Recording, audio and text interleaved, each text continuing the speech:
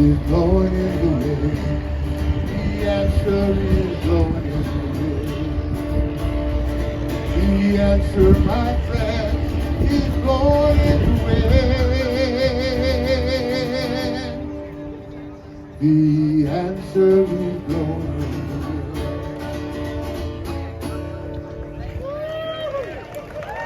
Thank you. Thank you. Thank you. Thank you. We all know the answer isn't really blowing in the wind. The answer is getting Donald Trump gone, out of office.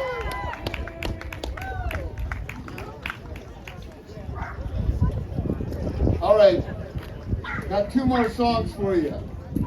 And this one I wrote to celebrate No Kings at our last rally. And I'm going to ask you to participate. You ready to participate? The revolution is not a spectator sport. All right, here we go. So when I tell, I'm going to say some words like in a poetry slam type deal, and then we're going to sing this. Okay. No kings, no kings, no kings, no kings. That's all you got to remember. You ready? Okay, here we go. Are you ready? 250 years ago, there was a king above and a people below. Then our founding fathers stood side by side and said, this kingly rule will not abide. This is our time. This is our land. This tyranny shall not stand. Forget the past.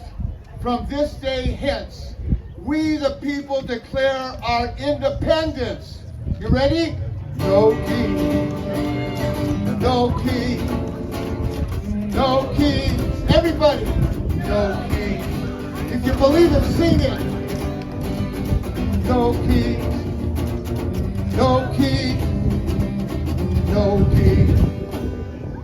Then with legendary sacrifice and courage, countless paid the price. But in the end, freedom would ring. We'd never again be ruled by a king. Having won our nation's revolution, it was time for them to write a new constitution. Their number one aim, to ensure one thing, that America would never, ever again have a king and no king. No king. Yes, no king. Everybody, no king. Come on. No king. No king. Yeah, no king. No king. And they thought, asking what can we do to make certain as we can that our aim is true. The best answer, they all agreed, would be split up the power of our nation equally in three, and no king. No king. Everybody. No king. No king. Come on. No king. No king. Yes, no king. No king. In all of these years, their plan has been our guide. But now Trump and his minions want to cast it all aside. Throw out our Constitution and replace it with a crown. We must all stand together and sing in one voice, one sound. No kings. No kings. Everybody. No kings. Everyone, come on. No kings. Yes. No kings. No kings. No kings. No kings. No kings. No kings. No kings. No kings. One more time. No kings. Yeah. No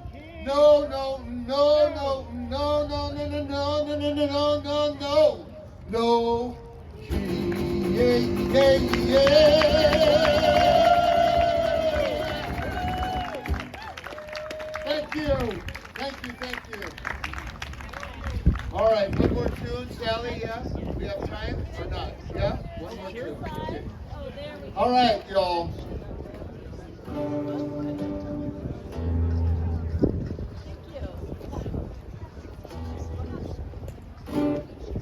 All right, you ready? You know the chorus to this song. We'll sing it together. I'll sing the verses. If you know those, sing them too. Here we go.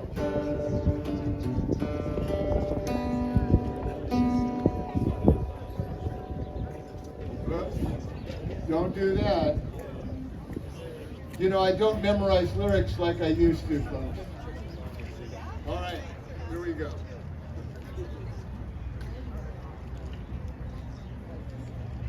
Here we go. You ready?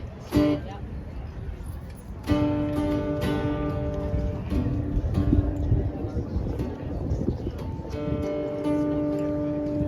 This land is your land, this smiling land, from the California to the New York Island, from the Redwood Forest to the Gulf Stream water. This land was made for you and me. As I was walking on the ribbon of highway, I saw above me an endless skyway. I saw below me an endless valley. This land was made for you and me. Everybody sing now. This land is your land. This land is my land. From the California to the New York Island, from the Redwood Forest to the Gulf Stream water. This land was made for you and me. I roamed and rambled and followed my footsteps to the sparkling sands of her diamond deserts, and all around me a voice was sounding. This land was made for you and me. Everybody now. This land is your land. This land is my land. From the California to the New York Island, from the Redwood Forest to the Gulf Stream water. This land was made for you and me. There was a big high wall that tried to stop me. Sign was painted, private property, but on the backside it didn't say nothing. This land was made for you and me. This land is your land. This land is my land. From the California to the New York Island, from the Redwood Forest to the Gulf Stream water. This land was made for you and me. This land is your land. This land is my land. From the California to the New York Island, from the Redwood Forest to the Gulf Stream waters. This land was made for you and me. Go King!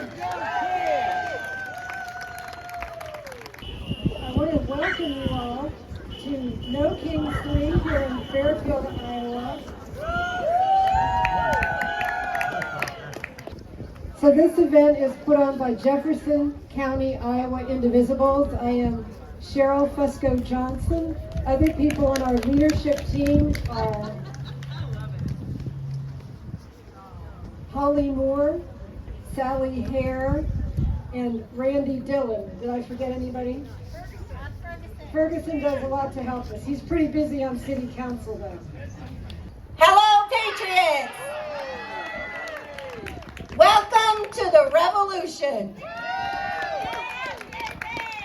I want to start by saying thank you to the Jefferson County Indivisible, our dear friends, for bringing this powerful event together one more time.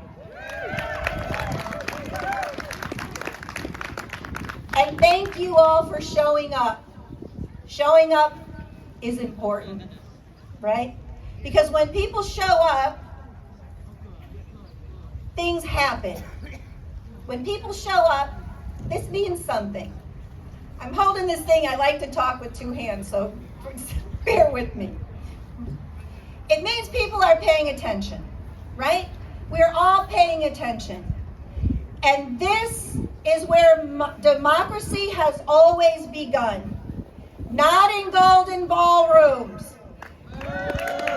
Not in billionaire boardrooms. But right here with ordinary people deciding that they will no longer be spectators to their own history. Look around you. Every person here represents something powerful. Courage, community. This is what we see right here. And the simple, radical belief that this country belongs to all of us. This country belongs to the people. We, the people. Yes. Those three words were never meant to describe a perfect nation. They describe a nation that depends on participation. A nation that depends on people like you showing up. Because democracy rarely disappears in one dramatic moment. It fades when people get tired. It weakens when people disengage. It struggles when people start to believe that their voices do not matter. And yet, here you all are. Give yourselves a hand. The fact that all of you are here today says something really special. Hope is still stronger than fear. Community is still stronger than division. And civic courage is alive and well right here in rural Iowa. And to be clear, if we do not participate in the political process, we all become collateral damage to the decisions of those who do. Democracy is not something we inherit. It's something we protect. With our voices, with our presence, with our votes. So today, we show up. We stand here together today, unwilling to give up our voices. Because in America, we do not have kings. No kings. We have we the people. And today, this is what we the people looks like. Let's meet our amazing speakers.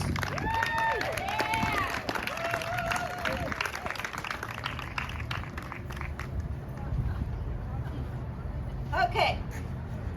First up, we have Julie Nelson. All of you are probably familiar with her beautiful posters. She's a fixture at most of our rallies, right? Mount Pleasant, Burlington, Fairfield. She's been to all of these No Kings, so bless your heart, Julie, you show up. Julie is originally from Lee County, where she attended Marquette High School in West Point. For the past 33 years, she's been a resident of Jefferson County, where she and her husband, Alan, they farm. They have a farm. She graduated from the Iowa State University with her degree in advertising design, which is a reason why she's so good at what she's doing with us posters now. Julie enjoys woodworking and making protest signs. She protests often in Fairfield, Mount Pleasant, and Burlington, and also occasionally in Washington. Wherever she goes, Julie's handmade rally signs are the envy of her fellow protesters. I can attest to that. Julie Nelson.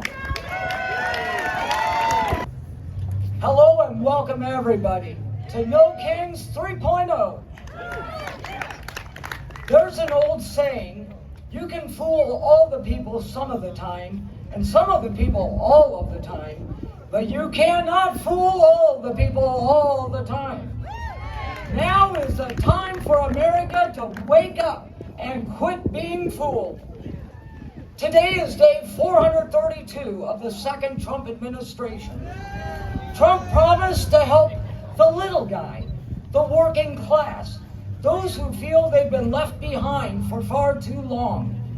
He promised to end the war in Ukraine on day one and lower the high prices of gas, groceries, housing, and health care. Trump said he'd rid government of all its fraud, waste, and corruption. He promised to never get America into another foreign war and told his supporters that he'd make their lives so good they'd be tired of all the winning. By Trump's third month in office, Trump presented us with his Liberation Day tariffs. In a White House Rose Garden ceremony, with his large poster listing every country on the globe, he presented a broad package of import duties ranging from 10 to 50% on every country, including those uninhabited by humans, just penguins.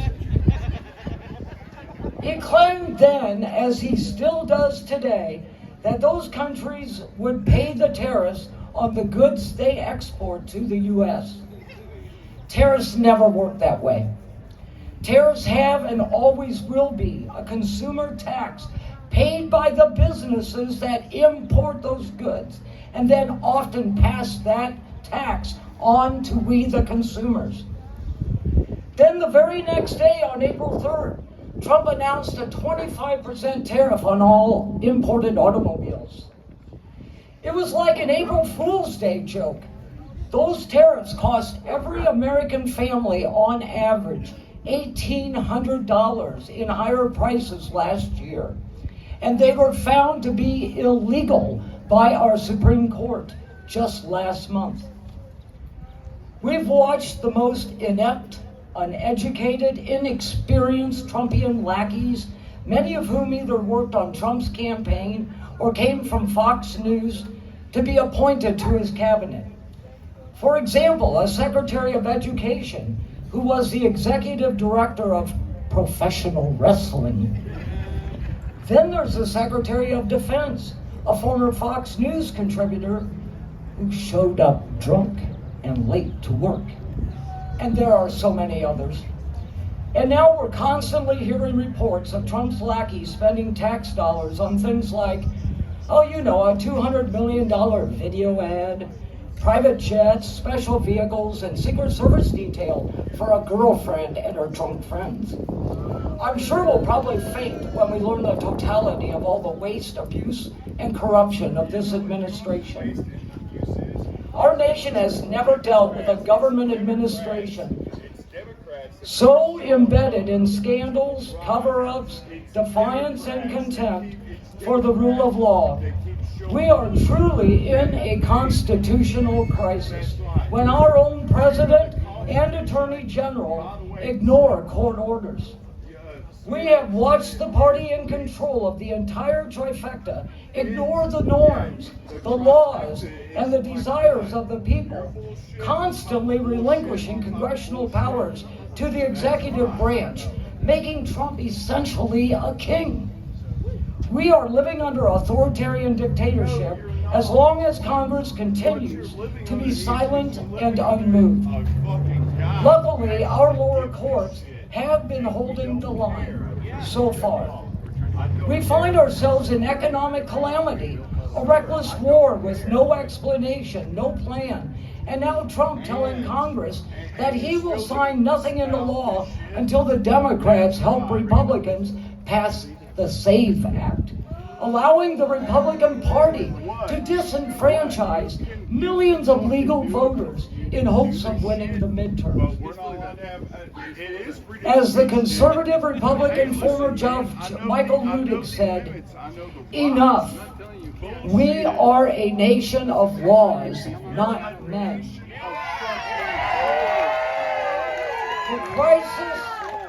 The crisis we face is not about red versus blue, but rather about right versus wrong, freedom versus suppression, and moral versus immoral. Let's not forget that Trump is the only president to be impeached twice, convicted and found guilty on 34 counts of felony crimes, adjudicated of rape, accused of an insurrection, to try and overturn a free and fair election, and stole top-secret documents that he then took to Mar-a-Lago and hid in places like his own bathroom, and then tried to cover up the crime. Trump has pardoned more criminals than any president likely ever.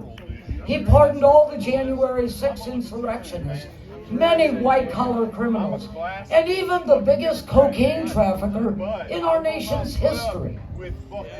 He has threatened to invade and occupy other countries with force if necessary, and he's now engaged us in a war in the Middle East with no clear mission, plan, or way out, all while destroying our economy and others for months and maybe years. Trump also continues his unlawful attacks in the directing of his DOJ to continuously go after his perceived enemies without legal cause. Not only has Trump not made American lives safer and more affordable, but just the opposite. The cost of living is going up weekly. Americans are losing jobs and health care. We've seen him trample on many of our constitutional rights, from our right to free speech, freedom of the press, due process, and the rights to control our own bodies. But nothing could be worse than our taxpayer dollars spent to hire untrained ICE agent thugs to kill us on our own streets.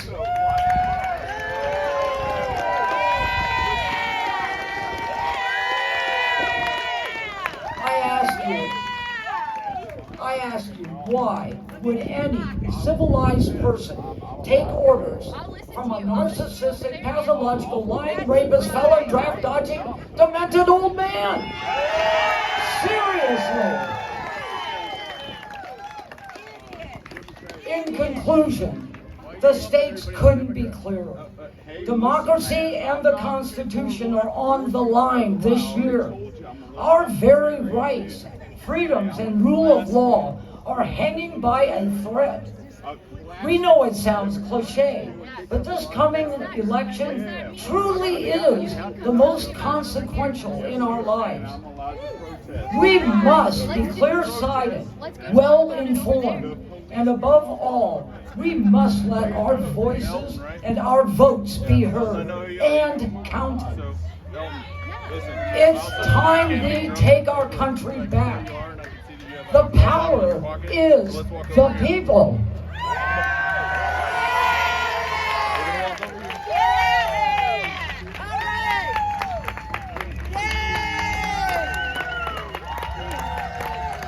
Thank you, Julie. I want to say something, folks. Everybody has the First Amendment right to free speech.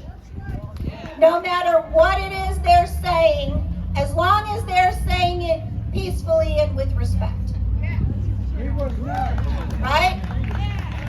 So, if there are other people who show up and they have differing opinions than most of us here, it's their right to speak them out loud.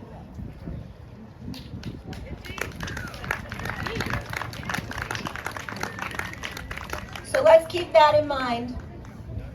But they should still be respectful. Respect is important, right? Say whatever you want, but be respectful. Okay, our next speaker, Elizabeth Goytia. Elizabeth has touched many lives here in Fairfield and beyond. Known for unflagging energy, Elizabeth founded her company, Top Notch, 19 years ago. Top Notch currently employs about 20 people, and its trained staff works in a variety of settings, including office buildings, schools, universities, retail facilities, and medical offices. Well done. Services that Top Notch provides include residential and commercial cleaning, regular and deep cleaning, window and blind cleaning, construction cleanup, special event cleaning, and gardening. I need to call her. Elizabeth also has kept us happily fed via her Pollo Rico food truck. Let's welcome Elizabeth. Hello, everybody. Welcome. I think she's right. Everybody can speak. Remember, we are in the nation we call freedom. Yes? Yes, be respectful is the most important thing. Well, I'm pretty honored to be here today to speak about who we are. And I'm from Mexico. I'm an immigrant that I came here 20 years ago. I started my business 19 years ago here in Fairfield. And I don't think I will go anywhere because I love Fairfield. So, we love you too. Thank you. So we are here, to express who we are. And I think America is built from people that comes from other countries. And probably mostly that we are here, we coming from different places, isn't it? Well, we are America, okay? And we do have the power to speak and to, go and fight for our rights. And freedom is the most important thing. We should fight for it. So no kings, yes? So we don't want no kings. We want to be the nature, like everybody want to come here because we will have a better future, better life, and we will give to our families what we cannot give where we coming from. So I came here 19 years ago, and I can tell you, we do not provide only services. We provide more than that. We are friends, we are mothers, we are people who help others. And we are part of our communities. So I want for all of you understand one thing. No matter where you come from, we are the same. We are one country. We are family. We are friends. And we should be put that tight together and don't let anybody destroy us. No. I don't care if you are white, if you're Mexican, if you're black, if you are whatever. That doesn't matter. We are one. And that's what we have to remember. So we should be put our feelings, our beliefs, apart, and just be respectful and just join what we can do. If we are together, we can be better. If we are separated, no good. No good. We need to be one, no matter what. No matter what we believe, we have to respect others, but we have to be one. So we come here to offer more than services, than just come and be here to work. No, we come to make better lives for everybody. For everybody. Yeah? Let's keep our faith. Let's keep our goals. Let's keep our families safe. And let's fight for what we believe is right. Don't let anybody turn you down and say no. In life, there is not impossibles. And I'm one of them. When I came here, I didn't speak English. I didn't belong to here. Everybody was telling me, Elizabeth, what you will do? And I'm saying, I don't know, but I will do something. You know, I will do something. And now, 20 years later, thanks to so many people in our community, believe in us and give us the hand to grow and to show who we are. So, thanks to that, we are here. 20 years later, we have top-notch cleaning, top-notch moving, top-notch everything. I will put it that way. Because we do a little bit of everything. And we have Puerto Rico. We serve in our community. We serve it, around from here, from Iowa. And we are planning to keep going. Because there is no back. Only to go to the front. And the people who knows us, they know we do more than what we can say. We help our communities as much we can. And we want people that come here, to do that, because we all need each other. That's it. We all need each other. Remember, we all need each other, and we are here to support each other. So we are America. We are America, remember. And we want to keep living in America, the free country. The country we want to raise our children and show them that everything is possible. So, no kings, yes? Let's keep fighting for that. Come on. Thank you, everybody. Enjoy. Thank you, Elizabeth. I want to say something that she brought up because I think this is a mantra for the times. I don't know what I'm going to do, but I'm going to do something. We should all write that down in the palms of our hands so we remember it. Our next speaker is Holden Hagerman.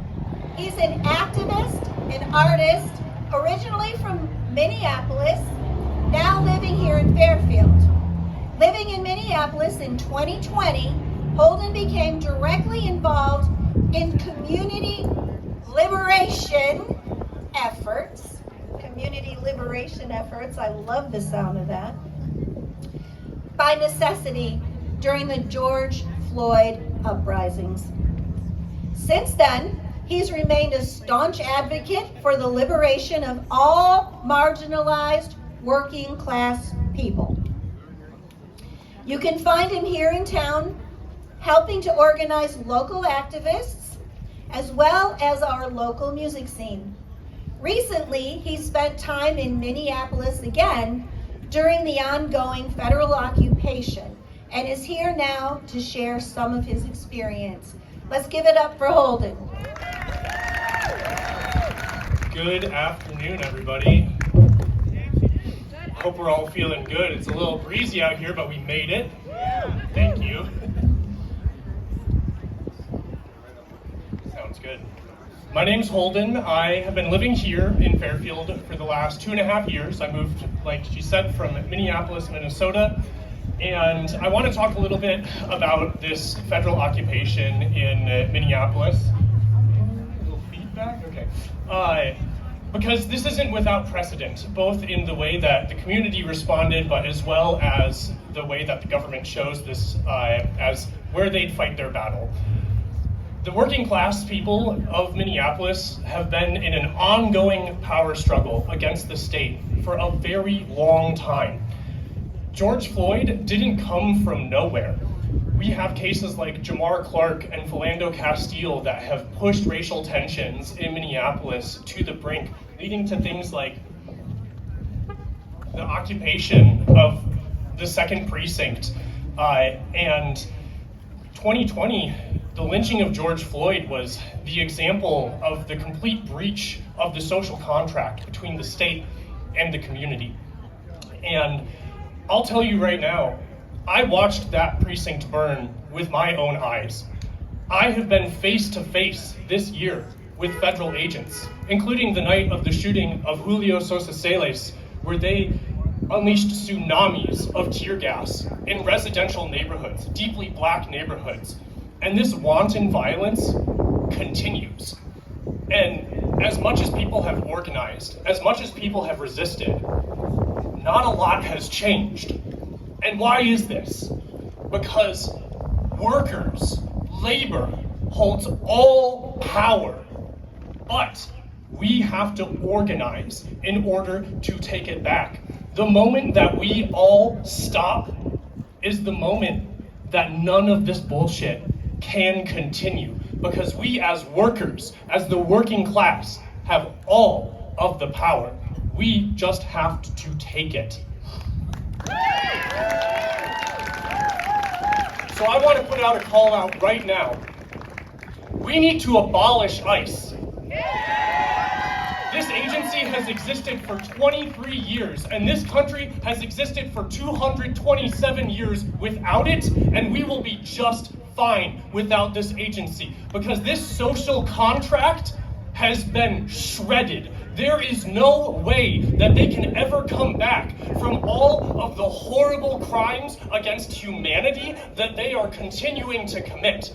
Whether it is in detention centers, where we see the deaths of people like Parity Law, or in the streets where we see the deaths of Keith Porter Jr., the shooting of Julio Sosa Celes, Renee Good, Alex Preddy. The names continue to build, and these agents, whether they're Border Patrol, whether they're ICE, they all need to go. And the people that are in charge need to go too, whether it's Pam Bondi, Kristi Noem, Kash Patel, Pete Hegseth, Donald Trump. They all need to be impeached, prosecuted, and put in a cell so that they can atone for the crimes that they are committing against us right now. And I want to speak for a moment about the case in Prairie Land, Texas, because if you don't know about this case, you need to. Activists, protesters who were present at a protest where someone not involved with them shot at police have recently been not just charged, but convicted of terrorism. One of them, their crime, moving literature into a house. They moved a box of zines from one house to another, and they've been convicted of terrorism. And I want to think about that word for just a moment, terrorism. We need to consider that that word has no clear definition. There is no clear meaning. Was Nelson Mandela a terrorist? Or is terrorism a word that people in power can use to garner sympathy for their bullshit and unjust causes, to oppress working people like you or me? And before I part ways with you all here, I want to put out a challenge. Protests like this are great to bring people together. But if you think that this is the end-all be-all to resistance, you need to consider what that really means. Who are we affecting here? What are we disrupting in this very moment? It's great that we're here, but the wheels of capital continue to turn in spite of these protests. So my challenge to you, rather than going home and thinking that just being present here today created change, I want you to go and find someone that you don't know at all, that you've never met, a stranger. And I want you to connect with them. I want you to get their contact information. And I want you to set a time and a place that you know damn well that you can make it to, that you can go and connect with them after this. Because this is organizing. This is building community. If we just come here and yell at empty buildings, we're not doing anything. But if we use this as a moment to network and connect with people of like mind, then we can actually start to build real solidarity so that we can fight for liberation. And I'll repeat right now, labor holds all power. The moment that we stop working is the moment that all of this ends. So I'll say this now, all power to all people, no war but class war. And if you have thoughts about what I've said here today, if you would like to continue a conversation, I invite any one of you here to come and chat with me, whether it's something that you felt challenged you or something that you'd like to dive deeper into. I'm an open book and an open resource. Anything that I know, I'm happy to teach. All power to all people. Thank you. Are we good? Okay, thank you. Thank you so much. That was such inspiring, so many inspiring words, yes? Again, do something. These are the starts. These are the seeds that we're planting now. What are we trying to grow? What are we trying to grow with these? Yes, freedom. Getting back our democracy. Holding on to our rights so our children and our children's children can hold events just like this in safety. Our next speaker, John McKerley. He holds a PhD in history from the University of Iowa. He's researched and taught university courses on labor, civil and human rights issues. He's a former member of Fairfield High School Board. John served as a historian at the University of Iowa Labor Center from 2013 to 2023. He's written and edited a number of scholarly works detailing working class history. There's a theme here.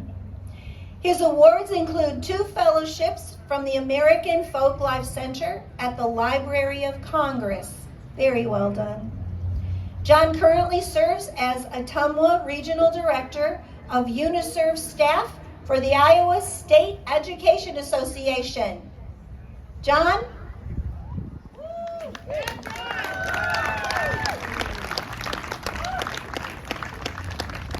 Hello, everyone. So, I'm the guy who's employed by the labor movement, but I could not do a better job than Holden, right? What we have, yeah. Well,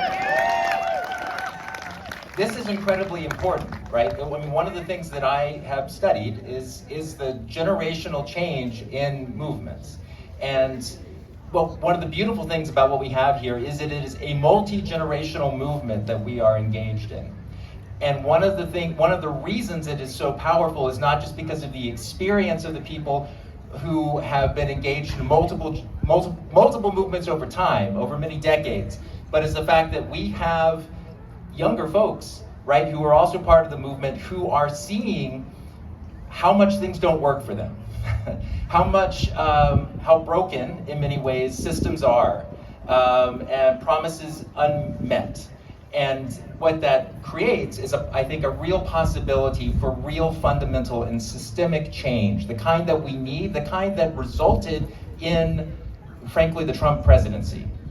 And if we're going to get out of this mess, we're going to need multi-generational change, and we're going to need systemic change. And I think that's exactly what Holden's pointing towards.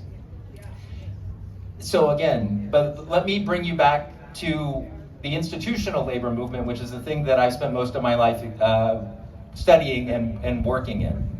Because I've said this before when I've been up here in front of y'all, but what I think is beautiful about the institutional labor movement is that it is democracy happening on an everyday level.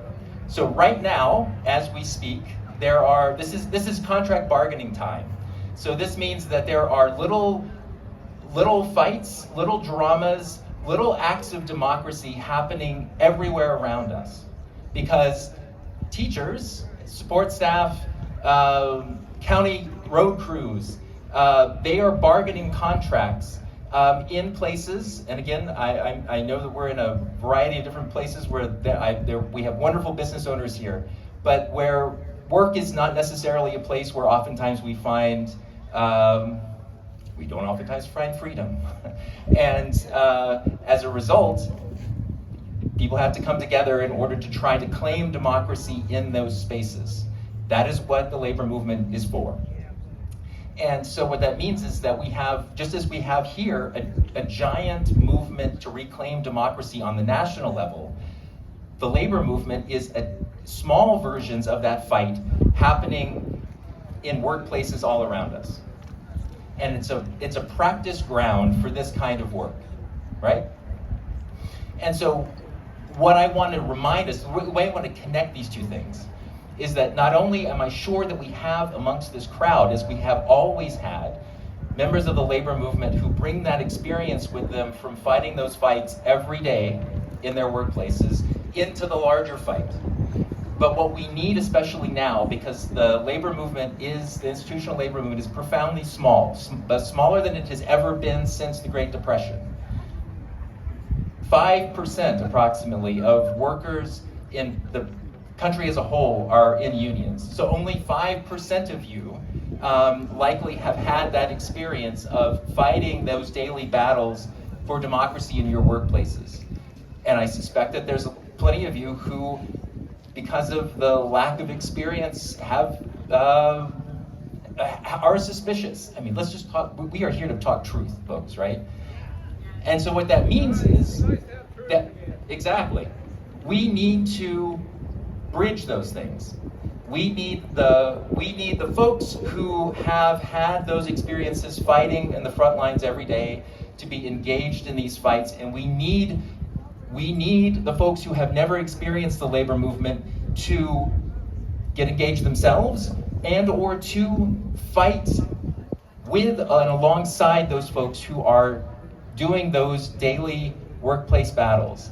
Because it's only through connecting those two things that we are going to be able to get ourselves out of this, right? Like I say, Trump is the union buster in chief, right? He says, all you need is me. He says, you do not need democracy. You do not need democracy in your workplace. You do not need democracy anywhere. All you need is me as your triumphant leader who will smash your enemies. That's what he says, right? Instead, we need democracy everywhere. The antidote to this moment that we are in is democracy everywhere, right? And so what that's going to mean, like as I say, is that we are going to have to do that work, flex those muscles, find every democratic institution that we have and build some new ones to get ourselves out of here. So again, just to echo Holden, echo all the speakers today. Are we committed? Is everyone here committed to doing that? All right. And with that, though, I'm going to let you go. And like I say, that's what we're going to need to get ourselves out of here. Thank you very much. Thank you, John. Labor unions built our democracy, right? They built our middle class. And now that we don't have as many labor unions and they're not as strong, we're losing our middle class. That's a simple equation, right? So our next speaker is a dear friend of mine, also a wonderful resource for me. His name is Mike Heaton. A lot of you probably know Mike. He's from Mount Pleasant.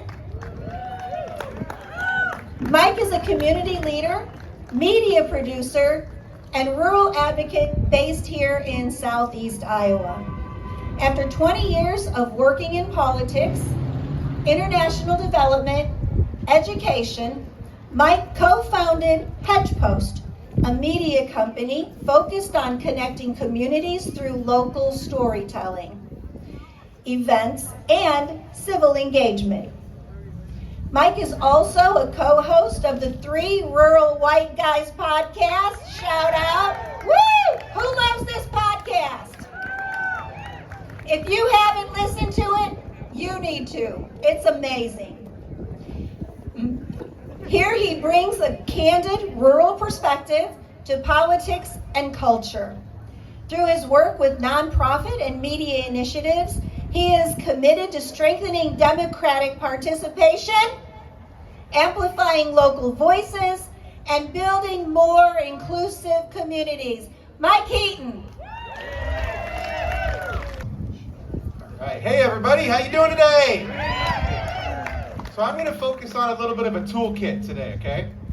So one of the things that we need to be able to recognize, especially here in rural Iowa and rural America, is when people are using a political strategy against us. The concept is called anecdotal fallacy. It's when you take the story of a single person and you apply it falsely to an entire group in order to demean them. We've all seen it, we know what it is. We're going to talk about it a little bit. One of the groups that does that, actually before I even do that, I'm going to say one observation we need to make is 99% of our world, the people in our world, in our country, in the state of Iowa, and here in Southeast Iowa in our rural communities, the vast majority of us are good people. They care about their families. They care about their community. And these are people that vote on all sides. There are families, and we have to recognize that first before we have any other conversations going forward. Once we know that, it enables us to identify anecdotal fallacy. There's a group in Washington, D.C. called TABS, T-A-B-S. It's called the American Border Story.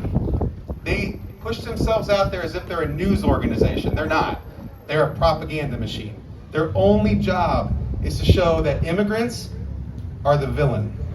That's their role, and they have millions of dollars behind them to convince people that immigrants are the villain.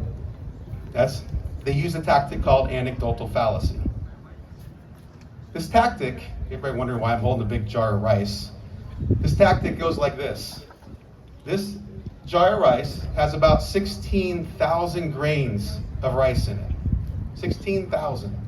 That represents the number of murders that happened in the United States last year.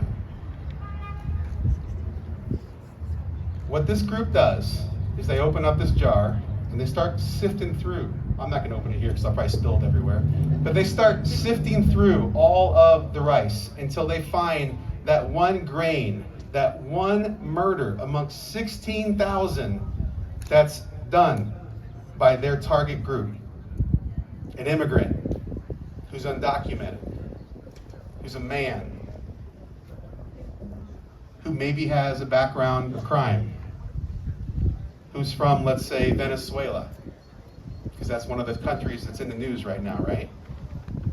They look at what the actual crime was, how they committed the murder, what kind of assault was. Oh, it's against a 13-year-old white girl in rural Georgia. How convenient. It's a swing state. And they take that story. And by the way, that guy's bad. I'm not calling him good. What he did, he deserves to go to court for and deserves to be punished for it. But he does not represent all of immigrants.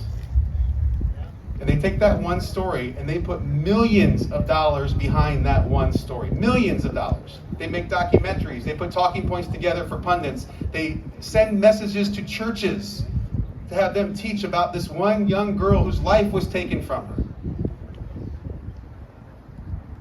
They interview the parents, as you can imagine, emotionally, how hard that is to have that happen to your child.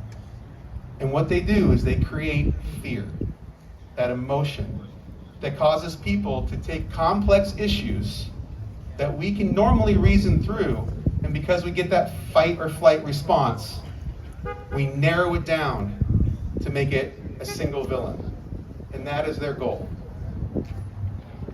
We've all seen it. We see it with our politicians today. By the way, both parties engage in it, and we think we know that. Some do it a little more than others. But we need to recognize it because it's especially prominent here in our rural communities. When you talk about issues, the counter is always those individual stories. We've all seen it. We've all seen it online. When we get into debates and conversations, they counter with those stories. So when we recognize it, we have to counter it. And the great news about all of this is we have the tools to counter it. It's really easy to counter it. We start by telling the stories of our community. The only more powerful emotion than fear, as we all know, is love, right? Love is the only power. She held up the sign right as I said it, right there. That's the only one. And you find love in your community, in your neighbors, in your families. And when we tell their stories of our own community members who are immigrants, who are LGBTQ+, those narratives counter that fallacy, and we can fight against it. And so that's what I'm going to say today, is I need you all to start telling those stories too. Tell the positive stories. Talk about Elizabeth and hearing her speak today, and that immigrant story. It was incredible, right? We all are online. I'm sure I've seen most of your posts online at some point. We are definitely pointing out the negative all the time, because there's lots of negative, and we should not stop pointing out the negative. You cannot let bad actions go untalked about and uncountered. But we have to talk about the positive too. For example, we're about to close a school in Salem. It's devastating to our rural county. It's devastating to that town. We don't want to see that close, but our legislators keep defunding us and taking away our public school funding. If we have people always talking about how amazing public school is, all the amazing things our teachers are doing instead of only the negative, it gets a heck of a lot harder for our state representatives to defund our schools. That's our mission. That's our goal. So I'm not going to be one of those people that tell you what to do. We're going to do it right now, okay? I'm going to record a little video here, and when I point at you guys, I need you to cheer as loud as you can. Does that work? All right. I'll post it online. I hope you guys all do a similar thing today, all right? All right. Hey, everybody. I'm here at the No Kings Rally in Fairfield, Iowa.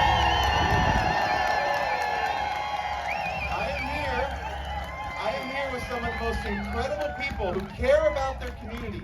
They care about their schools. They care about their LGBTQ+ members in our community. They care about the immigrants in our community, because we know we all bring value. We all bring a positive piece to our communities. And I cannot tell you how happy I am to be here with so many great friends. So I want to introduce you to them all. Here you go, everybody.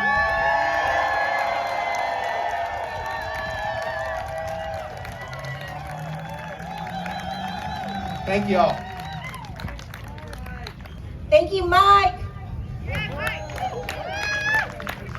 3 rural white guys. Look it up. Our next speaker's name is Sue Dinsdale. She's the Executive Director of Iowa Citizen Action Network, or ICANN. ICANN is a grassroots public interest organization committed to creating social change in Iowa and across the nation. ICANN has united Iowa's progressives for nearly 50 years and is leading efforts to change the public climate for progressive change. ICANN works in coalition with organizational affiliates from a wide range of constituencies, including labor, small business, seniors, family farmers, and environmental organizations, as well as with our thousands of individual members. Let's welcome Sue. Well, thank you, everyone. Here's a fun fact. I lived in Fairfield back in like 1968, I think. I was in 4th or 5th grade. My dad was the general manager of United Telephone, if anybody remembers that. So, like she said, I'm Sue Dinsdale. I'm a wife, I'm a mother, I'm a grandmother, I'm an activist, and I'm pissed off. You know, remember the Clinton era slogan, "It's the economy, stupid"? That has never been more relevant than what we're experiencing right now. Our governor, president, and every single one of Iowans' Republican-controlled legislature and Congress seem hell-bent on a race to the bottom. Who all have seen the wonderful Iowa welcome signs proclaiming freedom to flourish in Iowa? What the hell? I'm not sure who's flourishing, but it damn certainly isn't everyday Iowans. Sorry, I'm a potty-mouthed grandma. What we are getting, freedom from having a Department of Education director with experience in public schools or a background in supporting them instead of destroying them. freedom from providing schools with sufficient financial support while subsidizing private schools. Freedom from giving cities the ability to set property tax levels to sustain their budgets or dedicate tax levies to specific causes. Freedom from access to a quality, affordable health care. Freedom from safe drinking water. Freedom from caring about our family, friends, and neighbors. I love that you're doing a food drive here. It is sick that we have to. And I'll tell you, when I go to the grocery store, I set aside an extra $20 to buy all the things that our Grinchy governor says people can't get from with their SNAP benefits. So cakes, candy, soft drinks. People deserve a treat. Come on. You know, Iowa and our nation's economy is leaving people behind. The president, governor, and every one of Iowa's members of Congress vote to prioritize tax cuts for the wealthy. And it's contributed not just to our nation's tepid economy, but to our state's failure to rise to the moment. Our response to high and rising cancer rates is inadequate. Schools across the state are cutting programs or closing. Rural hospitals and clinics are cutting services and they're closing as well. Too often we're afraid to swim in or safely drink our water. And adding insult to injury, for the last decade, lawmakers in Congress in Des Moines have been promoting this trickle-down model of growth. You know, if we cut taxes for the wealthiest among us, it'll trickle down to the rest. How's that working out for you? No. No, it's never worked.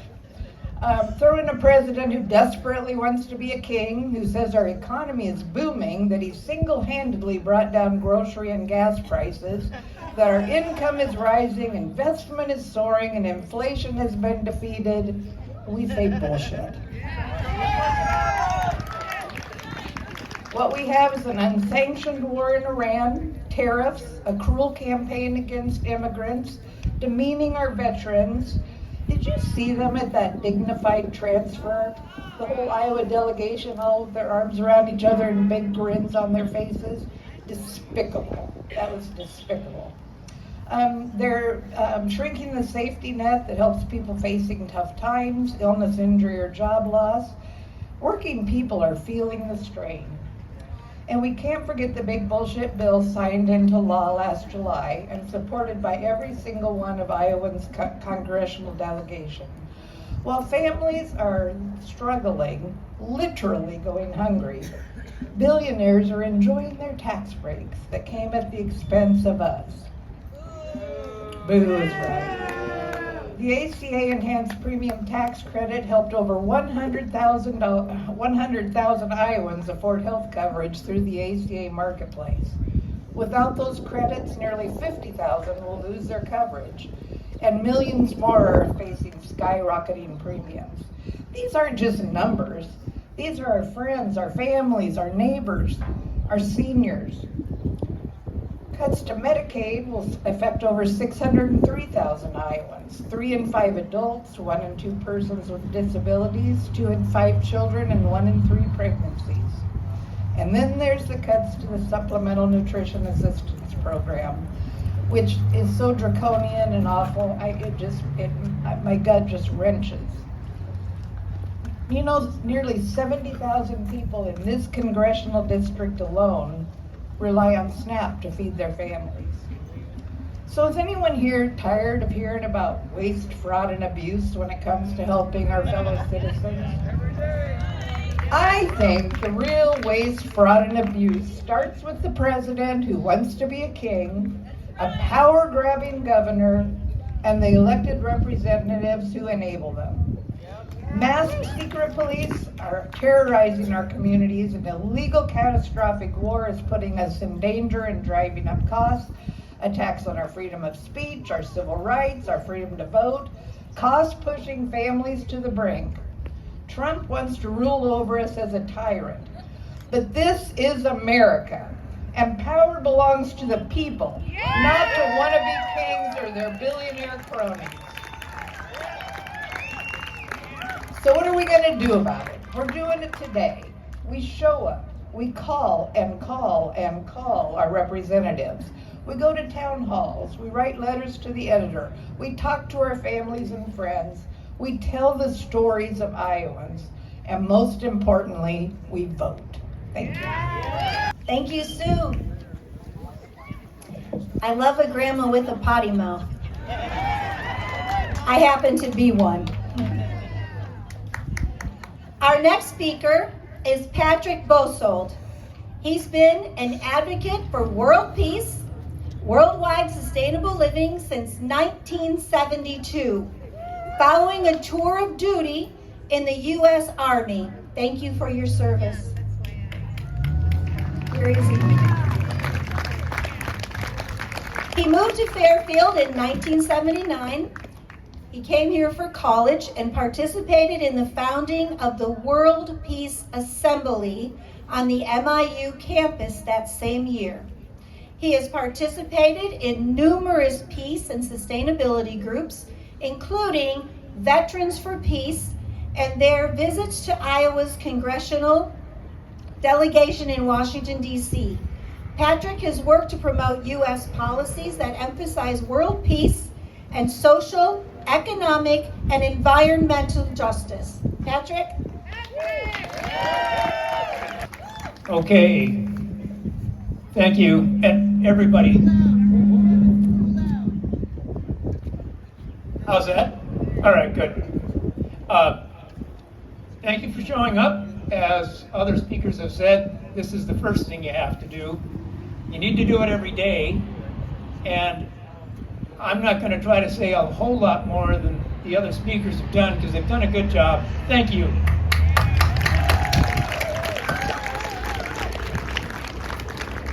Since the last time we did this, this country has invaded and kidnapped a sovereign nation's head of state and has them imprisoned in New York City. And we have waged another war of choice against Iran. Ladies and gentlemen, this has got to stop. Veterans for Peace is composed of people who've seen it, who know what it really means to wage war. I can assure you, this is not something we want to keep doing. I know you know that, but this is a real focus for this organization. They welcome support not only from veterans, from people who want to support the cause. Please remember this, they're online, they're a great group. Consider them as a reliable source of information on U.S. foreign and foreign military policy. They will direct you when it's time to make a phone call or a visit to a town hall, write a letter to say, don't do this. The best kind of revolution is the one that happens without a shot being fired. In this country, we still have that opportunity through voting. What I want to encourage everyone to do is, if you're not registered, get registered. There's a table right over there. Thank you very much to our wonderful volunteers. 30 to 45 days before an election, check in with the auditor's office if you're here or wherever you're from. Check in with the authorities that run elections and say, I'm calling to register, I'm calling to verify my registration. Here's why. Holly Moore, there's a name that you might find in more than one state. Here's, hooray for Holly Moore. Let's make sure, and Holly has to make sure that when she shows up to vote, she can actually vote. You've probably heard about voter purging. This is how Florida was taken by the Republicans in 2001, and the Republicans said, hey, this really works. They've been doing it ever since. Now they're trying to make it national with the SAVE Act. Don't let them do it! So that's one thing to oppose every single day from Monday on forward. Just keep after them. Keep after all of our elected officials at the federal level. I know it seems hopeless. Trust me, Miller Meeks, Ernst, and Grassley, boy, the letters you get back, if you get anything at all, when you bring stuff like this up, well, we have to prevent electoral fraud. Oh, really? I mean, it's ridiculously, vanishingly small in this country. They know that. This is not about ensuring the integrity of elections. This is about making sure that people they don't like can't vote. Don't let them get away with it. So, but here's the thing. Voting is a right in this country, but you have to claim it. This is what it means to check in 30 to 45 days before an election and say, I'm calling to ensure that I am registered properly. And if they say, oh, Holly Moore, well, there's another Holly Moore in Michigan and another one in Nevada, so we kicked all three of you off the polls. So you have to come back in here, prove residency, and then you can re-register. Millions of people got disenfranchised by these tactics over the years. Please don't let it happen to you. Make that phone call. Yeah, and I wanted, the question that always comes from rallies like these is, so what's next? I want to recommend a couple of organizations to you that I belong to and I use so that they're paying attention in Washington, D.C. and Des Moines. I can count on them to send me action alerts when it's really time to oppose or to favor a piece of legislation or some administrative action that will make our lives better. The first one is Veterans for Peace. You can support them if you are not a veteran, and they're a real good group. Public Citizen has 32 lawsuits in process against the Trump administration. They were founded by Ralph Nader back in the 60s, a very good group. I encourage you to support. For $35 a year, you can join an organization like that. You're on their email list. They will let you know when it's time to start raising hell with Congress, and you want to know those things. And they're there in real time. And they're there for all of us. Public Citizen is good. Project on Government Oversight. Please make a note of that as well. They've been watchdogging the Pentagon forever. And they'll let you know when it's time to call your representatives and say, no, we're not going to give another $200 billion of our money to the Pentagon to wage a war in Iran that should never have started in the first place.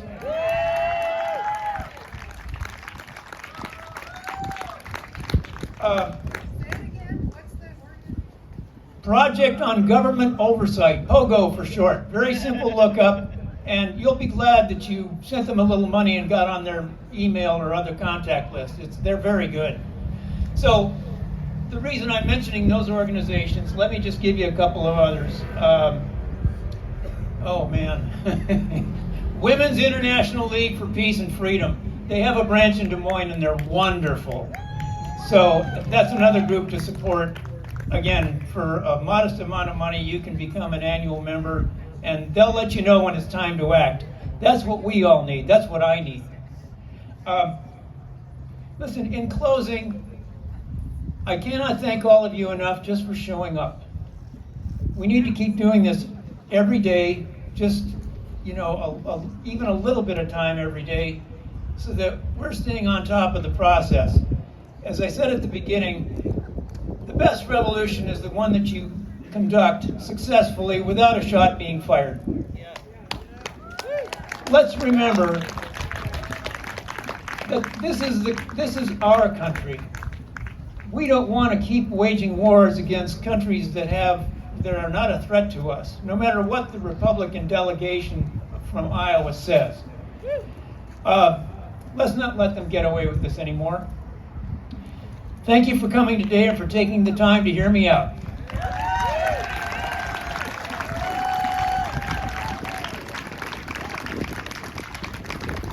One more thing, we had a little incident here at the beginning of our gathering, and I want to thank the peacekeepers who were here to look after us, and I also want to thank the Fairfield Police Department for showing up and for making sure that it didn't get out of hand. My thanks to the Fairfield Police Department. We had some great speakers today, and Kasey, our MC's done a great job. I want to tell you a little bit about her, and then she's just going to give us a short final call to action. Kasey Conrad lives in Mount Pleasant. She's a community leader, an entrepreneur. and an advocate for compassionate, transparent leadership. A lifelong champion of service, Kasey has spent decades empowering others through her work as a wellness educator, life coach, and the founder of Surviving Womanhood, a global initiative helping women navigate transition and rediscover purpose. A former AIDS hospice volunteer and the creator of the Reaching Out with Reiki project, Kasey brings heart-centered experience to every role she serves, and you've seen that in action. Please welcome Kasey back to the microphone. Thank you.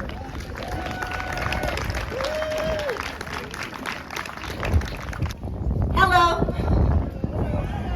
I haven't seen you for so long. Did you miss me?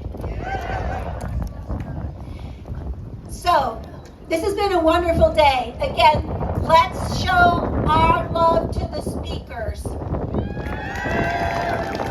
Let's do better than that. Let's show our love to the peacekeepers. Volunteers. The Fairfield Police Department. Jefferson County Indivisible. Also, I want to pick up on something that Mike Heaton said earlier. We can all be pissed off about a lot of things today. But I want you to take a look around you. There are 500 things you can be grateful for. And then look in the mirror and be grateful some more. Now, in a moment, we're going to march. We're going to line up right here, yeah? Starting right here, okay? Because throughout history, when ordinary people, just like us, wanted to be heard, wanted to be seen, they didn't just talk. They showed up, they stood together, and they marched. Thank you. Not because it was comfortable, but because it was necessary. Every step we take today sends a message. We are paying attention. We are engaged. We will not be pushed to the sidelines of our own democracy. Because progress has never belonged to the passive. It has always belonged to the participants. We are all participants. You are here today. You are participating in the progress and the process, and you should be proud of yourselves. People who are willing to show up, speak up, willing to step forward when it would be easier to stay still. That's all of you. That's what we're doing today. Today is a step forward. Not in anger, not in division, but in determination. Determination to stay engaged. Determination to stay visible. Determination to protect what generations before us, that includes me and a whole bunch of people out here who've done this before a few decades ago, right? Worked so hard to build. Because democracy is not maintained by comfort. It is maintained by participation. And today, participation looks just like this. Neighbors walking together. Courage in motion. People refusing to give up on their community. So when we begin to march, walk with intention. Walk knowing your presence matters. Walk knowing your voice matters. Walk knowing movements are built exactly like this. one step at a time. Because change rarely begins with a big, huge, dramatic happening. It begins when ordinary people, just like us, will not sit down. So today, we move forward together, peaceful, determined. And before we begin, I want to hear you. If you believe your voice matters, let me hear you. No more kings. If you believe democracy matters, let me hear you. No more kings. And if you believe the future belongs to those who show up, let me hear you. No more kings. Let's march.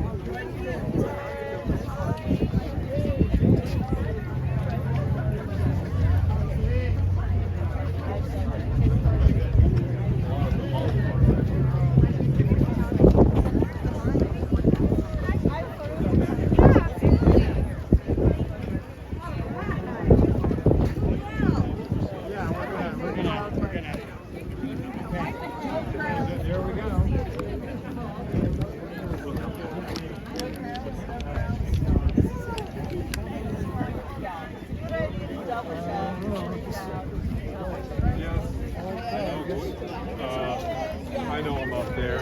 Yeah, they are so friendly.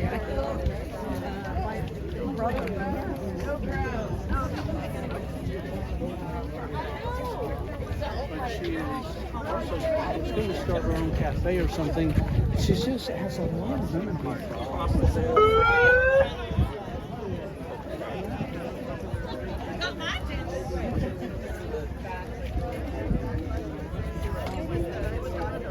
Mom, can I have some money? I don't see it.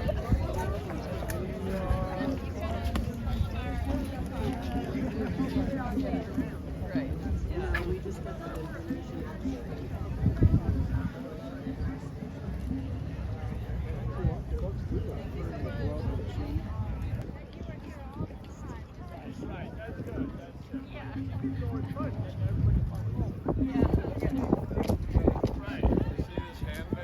Handmade sale lady right up here?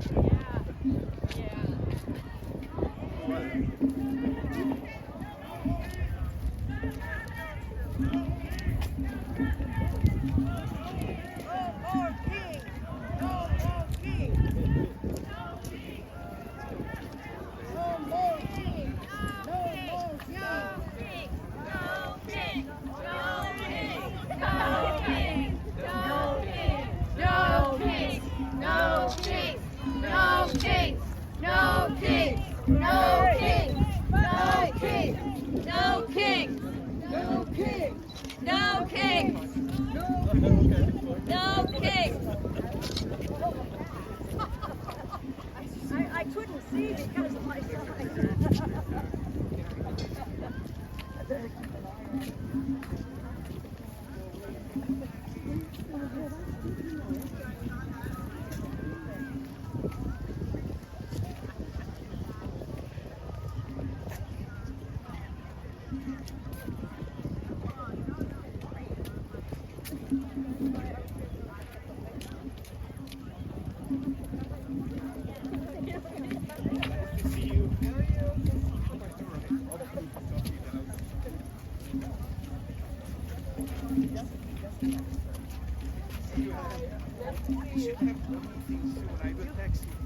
Oh, good. Let me know. Nice to see you.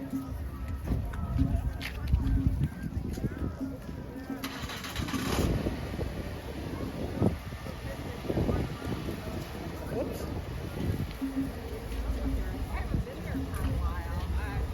I myself. Then I went over to the co-op and looked for a few pens. I ended up with.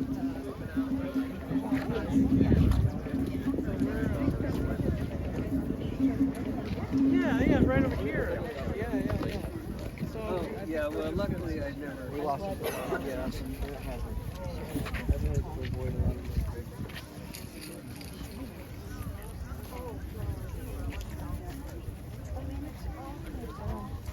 And it's about our history.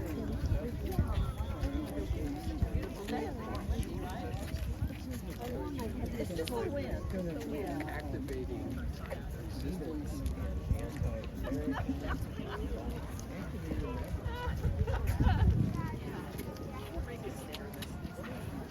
yeah. Although they do have good design.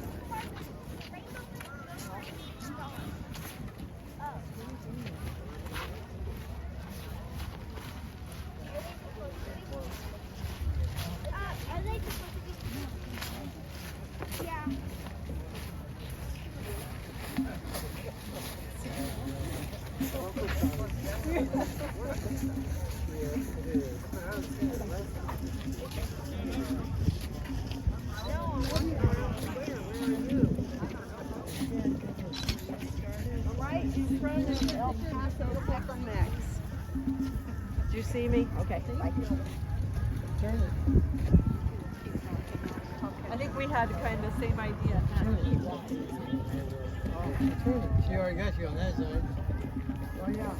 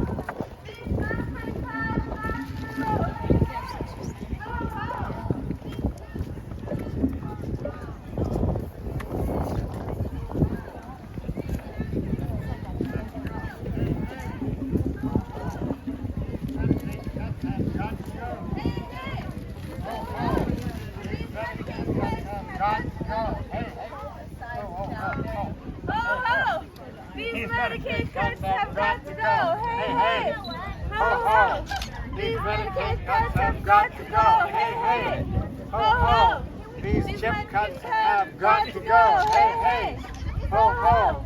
These chip cuts have got to go. Hey, hey. Ho, ho. These chip cuts have got to go. Hey, hey. Ho, ho. These chip cuts have got to go. Hey, hey. Ho, ho. All right, the next one. Okay, here we go. No crowns, no kings, no war, no ice, no treading on our voting rights, no crowns, no kings, no war, no ice, no treading on our voting rights, no crowns, no kings, no war, no ice, no treading on our voting rights, no crowns, no kings, no war, no ice, no treading on our voting rights, no crowns, no kings, no war, no ice, no treading on our voting rights, No crowns. All right. When democracy is under attack, what do? Stand up, fight back. When democracy is under attack, what do? Stand up, fight back. When democracy is under attack, what do? Stand up, fight back. When democracy is under attack, what do? Stand up, fight back. When democracy is under attack, what do?